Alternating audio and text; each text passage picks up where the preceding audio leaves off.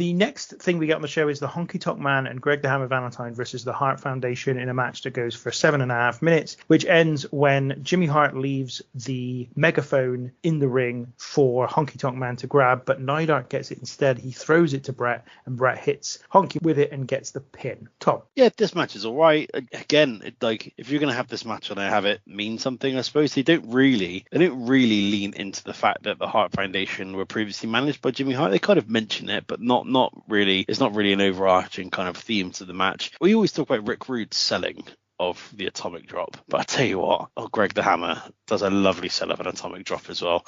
And it did make me think, I was like, what part of your body does it hurt? Is it like your perineum? Is it your coccyx? Is it your vesiceral protuberance? I don't know. Yeah. But external occipital I can't do it. Yeah, external occipital protuberance. Lovely stuff. Does it hurt that? I don't know. The match kind of goes in the way that a lot of tag matches go. Brett kind of gets the heat on him, gets bad for a bit. Anvil comes in for a hot tag. I tell you what, he hit some lovely drop kicks in this, old Anvil. I was very pleasantly surprised to him. And they do the other spot that I love from the Hart Foundation is where they slingshot him into the ring, which is always quite a fun one to see because he's a big lad. It's a lovely suplex from Brett. You know, the old both feet off the grounds on Honky Tonks, absolutely wonderful. But yeah, you're right about the ending. The ending's kind of like, it's not quite a heel way to end a match, but it's a smart, opportunistic way for a babyface to win a match without going fully heel on it. They were going to have the megaphone used on them and they end up taking advantage of the situation and using it. So I've got no problem with the end. I would have liked a couple more minutes and a bit more Brett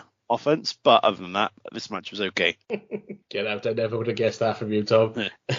This is another one in the night that was okay. Nothing particularly bad or good about it. I will say that I can't stand the atomic drop. Just a stupid move that I just don't need to see. It's just one of those. As soon as I see him, like, no, take something the match. In all fairness, I probably thought that Brett was probably the best thing in this match. Yes, you did mention about some very nice suplexes that he did hit towards the end, which was pretty good.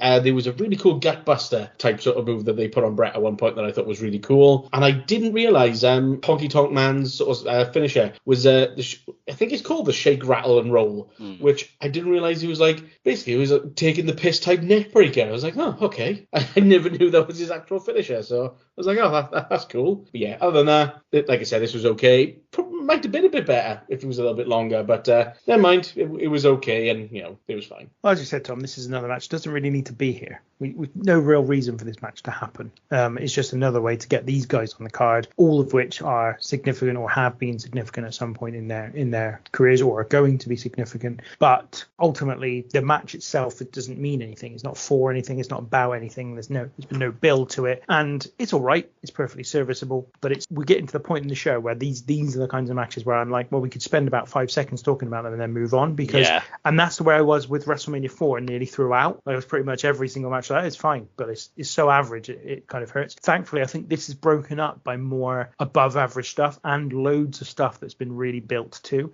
So there's a lot more about this show, I think, than WrestleMania 4. But this is one of those matches where I'm like, let's just move on.